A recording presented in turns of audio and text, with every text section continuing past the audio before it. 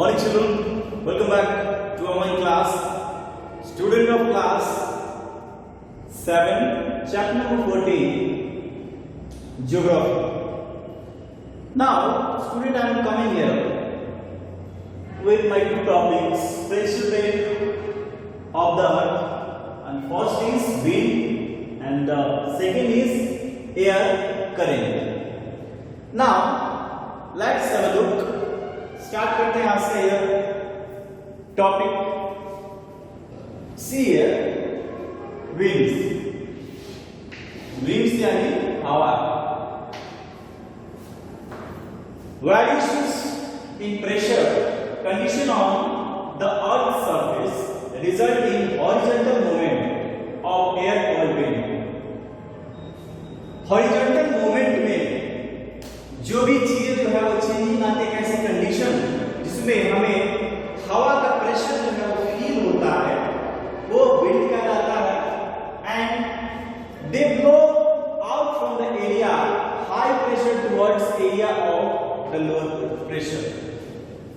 वो बहती है जो हवाएं, वो हवाएं बहने का जो सबसे मोस्ट सिग्निफिकेंस एक तरह से कह सकते हैं उनका है, वह है कि हायर प्रेशर से लेकर के लोअर प्रेशर यानी कि ऊंचाई से लेकर के जो नीचे तक है वो सभी जगह ये बहती है. और बहना भी चाहिए, क्योंकि we all know that without wind we can't be expect our life. Wind यानी एयर. विदाउट एयर हम लोग अपनी लाइफ को जी नहीं सकते. Air is the most important things that is give a survival kit for all the human beings. यानी कि वो चाहे पेड़ पौधे हो तब, या जानवर हो तब, या मनुष्य हो तब, कोई भी बिना एयर के जी नहीं सकता. So that rotation of the earth deflect wind to the right of their flow in their northern hemisphere and to the left of their flow in the southern hemisphere. We all know that our earth rotate daily. अर्थ का जो rotation होता है वो हमारा daily होता है. Sure. And because of that rotation is cause day and night. यही कारण है कि डे एंड नाइट भी होता है.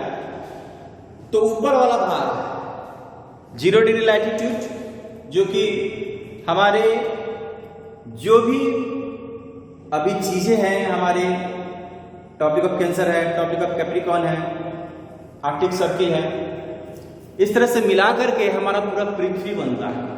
और इस पृथ्वी को दो भागों में बांटने का जो काम वो इक्वेटर करती है. नॉर्थ वाला साइड में नॉर्दर्न हेमिस्फीयर. हेमिस्फीयर का मतलब होता है हेमी मतलब हाफ और स्फीयर मतलब गोला. हमारा पृथ्वी भी एक तरह का गोला है, तो गोले का आधा भाग यानी कि हेमिस्फीयर वो कहला गया हमारा नॉर्दर्न हेमिस्फीयर, जो नॉर्थ साइड में पड़ गया, और जो साउथ साइड में पड़ गया साउदर्न हेमिस्फीयर, वो साउथ साइड में गोले का आधा भाग होगा. नाउ चलिए देखते हैं the effect of the minimum, यानी कि जो सबसे मिनिमम स्टेज पर जो है वो दिखाई देता है, वो कहाँ? इक्वेटर पर. लाइट का भी वैसे ही है हमारा कि जब भी प्रेशर जो है, चाहे गर्मी भी हमें फील होती है, क्योंकि सबसे ज्यादा जो हीट ऑब्जर्व करता है वो इक्वेटर ही है. And wind near the earth surface are affected by friction also and horizontal winds blow near the earth surface.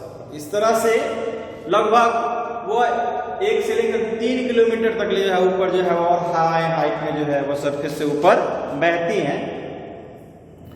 अर्थ का जो सरफेस है उसको काफी अफेक्ट करते हैं.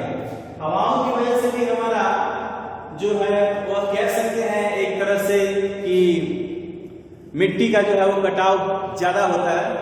सॉइल कंजर्व उसमें नहीं हो पाता, सॉइल इरोजन होता है. इसलिए हम लोग कहते हैं कि एफोरेस्टेशन बहुत जरूरी है.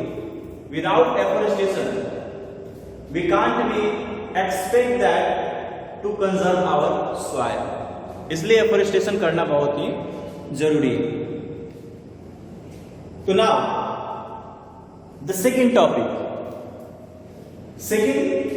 Is air current. एयर के बारे में हम लोगों ने जाना कि air is most important thing to survive the human being. जीवन जीने के लिए मनुष्य को हवा का होना बहुत ही ज्यादा जरूरी है। अगर हवा नहीं होगा तो मनुष्य जी नहीं सकता। Like photosynthesis is a kind of a process by which plants make their food, and during that process the CO2 used by the plants, and plants release O2, oxygen, and that oxygen is very, you can say, the life gas for the human being. Now see here, vertical movement of air is called an air current। Vertical movement जो होता है वह हवा का, वह air current कहलाता है। And wind that may result in rising on the higher light level। तो ये कैसे होता है? यस, जैसे कि लैंड ब्रिज और सी ब्रिज में होता है। लैंड ब्रिज में हम लोग क्या देखते हैं, दोपहर या मोस्टली इवनिंग के टाइम जो है वो बहुत ज्यादा गर्म होता है। धरती गर्म होने के कारण जितनी भी सारी जो मॉइस्चरिटी है, यानी गर्म हवाएं जो है वो ऊपर बहने लगती हैं, वो सीधे समुद्र की तरफ चली जाती हैं।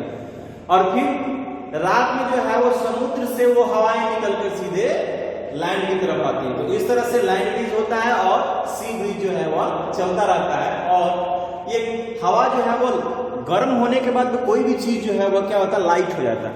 लाइट मतलब हल्का हो जाता है, इसलिए हवा जो है वो ऊपर ज्यादा तक चली जाती है।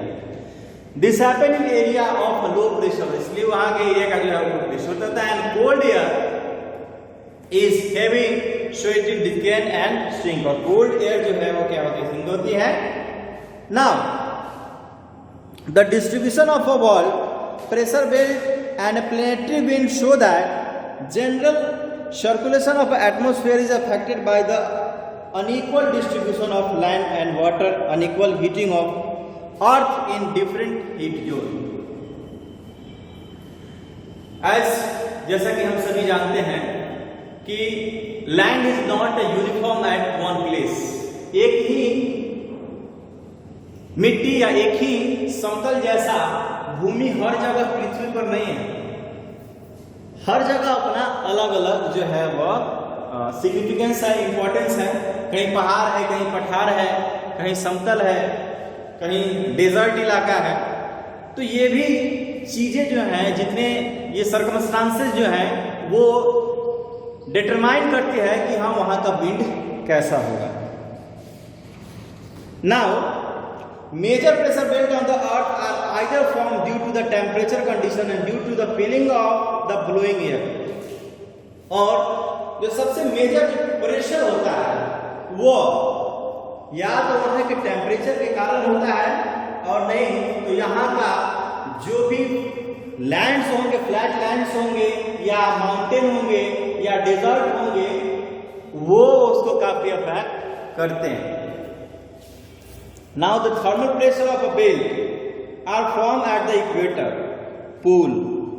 जो थर्मल प्रेशर जो है वह सबसे ज्यादा जो है वो कहाँ होता है, इक्वेटर पर होता है, क्योंकि वो तो डायरेक्टली होता है और धीरे धीरे करके जैसे जैसे जो आगे चला जाता है वही कम होता है। जैसे कि हमारे यहाँ बिहार में अगर बाढ़ क्यों आती है, आप देखते हो कि बिहार जहाँ पे स्थित है वहां उसके जस्ट ऊपर अगर देखिएगा तो नेपाल है। तो नेपाल में क्या है, ज्यादा पहाड़ है, पहाड़ पठार है, तो वहां से जो जितनी सारी जो नदियां जो है निकलती हैं वो अपने साथ हेवी पानी लेते हैं। बिहार में ऐसी कोई भी ऐसी नदी नहीं है जहाँ पे काफी पानी हो, वो कम ही पानी रहता है। लेकिन जो गंगा नदी में है, यही सब जो नदियां जो है गंगा नदी में पानी को ओवरलोड कर देती है। और बिहार का जो नदी है कोसी नदी, जिसको कोसी नदी को बिहार का शोक नदी कहा गया है, उसका कारण यह है कि एक जगह रह भी नहीं करता है, इधर उधर अपना रूप चेंज करता रहता है। जिसके कारण यह बिहार की नदियों को, नदी में कोसी की नदी को बिहार का शोक नदी कहा गया है। कह सकते हैं कि इन नदियों में, अब सीधे चले गए अपना इसके नीचे झारखंड चले आइए, झारखंड का भी वही स्थिति है, पहाड़ है, पठार है, तो वहां से भी पानी आएगा तो सीधे कहाँ जाएगा, बिहार में जाएगा। तो इसी तरह से प्रेशर भी तो इसी तरह से बढ़ता जाएगा ना। तो चलिए आज के लिए बस इतना ही, मिलेंगे हम लोग नेक्स्ट टॉपिक में इसी चैप्टर के साथ। तब तक के लिए धन्यवाद, और इससे संबंधित जितने भी सारे जो प्रश्न उत्तर है आप लोग बना ले।